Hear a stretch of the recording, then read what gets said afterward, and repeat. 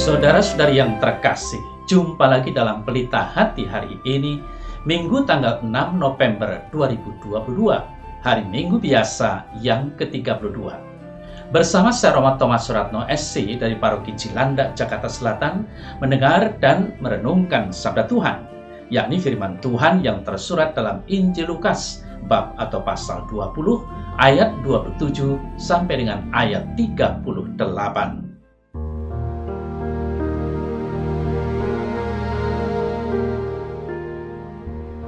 Sekali peristiwa, datanglah kepada Yesus beberapa orang Saduki yang tidak mengakui adanya kebangkitan. Mereka bertanya kepadanya, "Guru, Musa menuliskan perintah ini untuk kita. Jika seorang yang mempunyai saudara laki-laki mati sedang istrinya masih ada, tetapi ia tidak meninggalkan anak, saudaranya harus kawin dengan istrinya itu dan membangkitkan keturunan bagi saudaranya itu." Adalah 7 orang bersaudara. Yang pertama kawin dengan seorang perempuan lalu mati dengan tidak meninggalkan anak. Lalu perempuan itu dikawini oleh yang kedua dan oleh yang ketiga, dan demikianlah berturut-turut oleh ke-7 saudara itu. Mereka semuanya mati dengan tidak meninggalkan anak. Akhirnya perempuan itu pun mati. Bagaimana sekarang dengan perempuan itu? Siapakah di antara orang-orang itu yang menjadi suaminya pada hari kebangkitan? Sebab ketujuhnya telah beristrikan dia. Jawab Yesus kepada mereka, "Orang-orang dunia ini kawin dan dikawinkan, tetapi mereka yang dianggap layak untuk mendapat bagian dalam dunia yang lain itu dan dalam kebangkitan dari antara orang mati, tidak kawin dan tidak dikawinkan.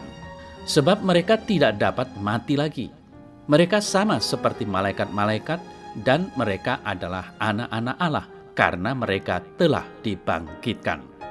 Tentang bangkitnya orang-orang mati, Musa telah memberitahukannya dalam nas tentang Semak Duri, di mana Tuhan disebut Allah Abraham, Allah Ishak, dan Allah Yakub. Ia bukan Allah orang mati, melainkan Allah orang hidup, sebab di hadapan Dia semua orang hidup.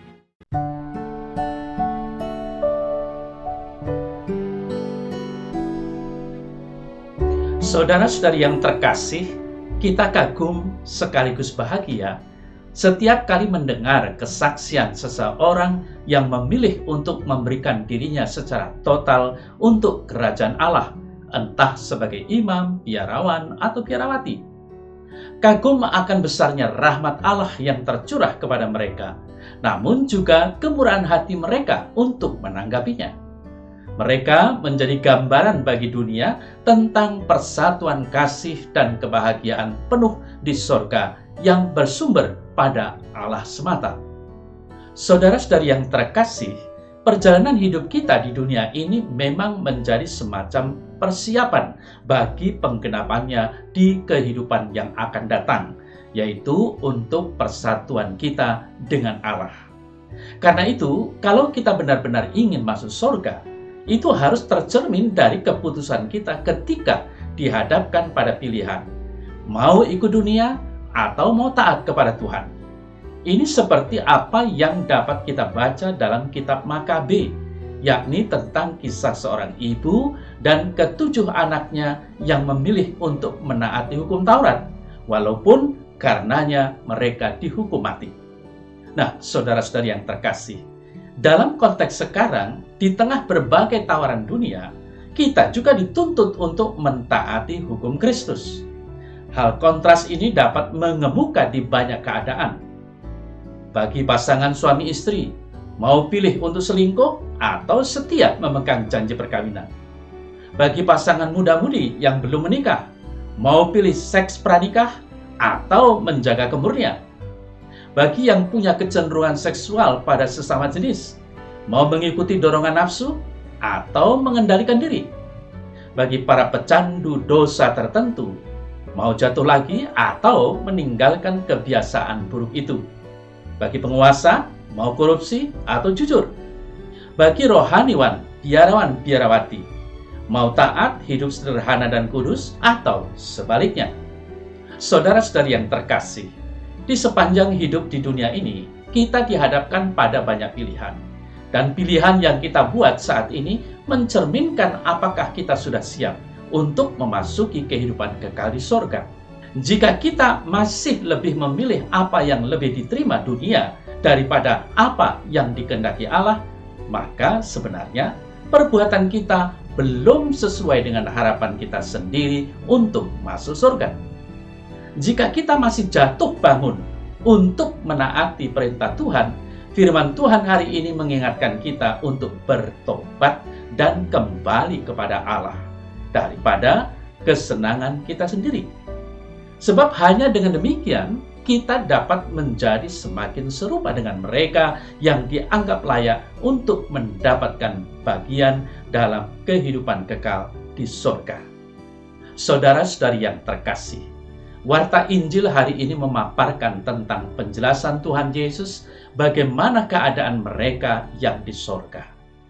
Yesus menjelaskan hal ini untuk menjawab pertanyaan orang-orang Saduki tentang kasus seorang wanita yang dinikahi oleh seorang pria yang kemudian meninggal dunia tanpa dikaruniai anak. Lalu wanita itu dinikahi oleh saudaranya yang kedua sampai ketujuh, yang masing-masing meninggal tanpa keturunan. Setelah itu wanita itu meninggal. Orang-orang Saduki itu bertanya kepada Yesus setelah kebangkitan, menjadi istri saudara yang keberapakah wanita itu? Karena ketujuhnya telah beristrikan dia. Saudara-saudari yang terkasih, sepertinya orang-orang Saduki ini sengaja membuat kisah yang ekstrim supaya sepertinya tidak bisa dijawab tentang bagaimana akhir kisah percintaan yang ruwet itu jika masih ada kehidupan setelah di dunia ini. Namun makna perkawinan menurut dunia memang tidak sama dengan makna perkawinan menurut Tuhan yang memiliki dimensi gambaran kasih Allah kepada umatnya. Firman Tuhan mengajarkan agar suami mengasihi istrinya seperti Kristus mengasihi gerejanya, dan istri mengasihi suaminya seperti gereja mengasihi Kristus. Efesus 5 ayat 22 sampai dengan 33. Saudara-saudari yang terkasih, dengan mengikuti teladan kasih yang total antara Kristus dan gereja, suami dan istri mengambil bagian dalam kasih Allah. Dan dengan demikian, mereka saling menguduskan dan mempersiapkan diri bagi penggenapan kasih Allah itu di sorga. Demikian pula, mereka menjadi hidup selibat bagi Allah, yang telah dengan lebih jelas menyatakan hubungan kasih yang total itu sejak hidup di dunia ini. Jadi, saudara-saudara yang terkasih, pikiran kaum Saduki memang tidak sejalan dengan pikiran Tuhan Yesus. Mereka tidak percaya akan adanya kebangkitan orang mati. Mereka tidak percaya bahwa jiwa manusia itu kekal dan akan menikmati persatuan kasih yang sempurna dengan Allah, tentu jika ia taat setia kepada Allah. Maka setelah Yesus mengajarkan tentang adanya kebangkitan, dan bahwa ia sendiri akan bangkit pada hari ketiga setelah kematiannya, kaum Saduki menyusun kisah tentang ketujuh saudara itu untuk mencoba Yesus. Namun Yesus menjawab bahwa mereka yang dibangkitkan itu tidak kawin dan tidak dikawinkan, sebab mereka tidak dapat mati lagi. Saudara-saudari yang terkasih, bagaimana memahami pernyataan Yesus ini? Santo Agustinus menjelaskan, perkawinan adalah demi anak-anak. Anak-anak ada demi kelanjutan keturunan. Dan kelanjutan keturunan ada karena ada kematian. Karena itu, ketika tidak ada lagi kematian, tidak ada lagi perkawinan. Sebab mereka menjadi sama seperti para malaikat. Sebab sebagaimana begitu banyak malaikat yang memang sangat besar jumlahnya, tetapi mereka tidak menjadi lebih banyak melalui kelahiran, melainkan mereka telah ada sejak penciptaan. Sehingga juga kepada mereka yang dibangkitkan kembali, mereka tidak lagi perlu untuk menikah. Maka, menjadi seperti malaikat di surga bukan berarti bahwa di surga suami istri tidak saling mengenali dan mengasihi. Yang terjadi adalah sebaliknya, yaitu bahwa kasih mereka akan menjadi sempurna di dalam Allah, sebab segalanya sempurna di surga. Namun bahwa kebahagiaan mereka tidak lagi diperoleh dari hubungan perkawinan mereka, melainkan dari Allah sendiri yang meraja di dalam semua. Saudara-saudari yang terkasih, mengakhiri renungan ini, mari kita mengarahkan hati kepada pengharapan iman kita akan keselamatan kekal. Biarlah doa Rasul Paulus ini meneguhkan kita agar kita dapat selalu memilih untuk taat kepada Tuhan. Semoga Tuhan menghibur dan menguatkan hatimu dalam segala karya dan tutur kata yang baik. Ia akan menguatkan hatimu dan akan memelihara kamu terhadap yang jahat. Kiranya Tuhan tetap mengarahkan hatimu kepada kasih Allah dan kepada ketabahan Kristus. Surat Paulus yang kedua kepada jemaat di Tesalonika, bab atau pasal 2 ayat 17 dan bab atau pasal 3 ayat 3 dan 5.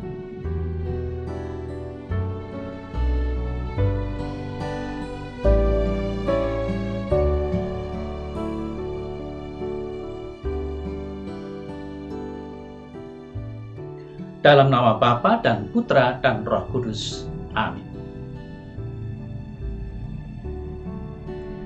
Ya Allah Bapa, topanglah kami dengan rahmat-Mu, supaya kami dapat menjadi taat setia seperti Kristus dalam menjalani hidup kami di dunia ini. Supaya dengan demikian kelak Kau dapati kami boleh memperoleh keselamatan kekal. Amin.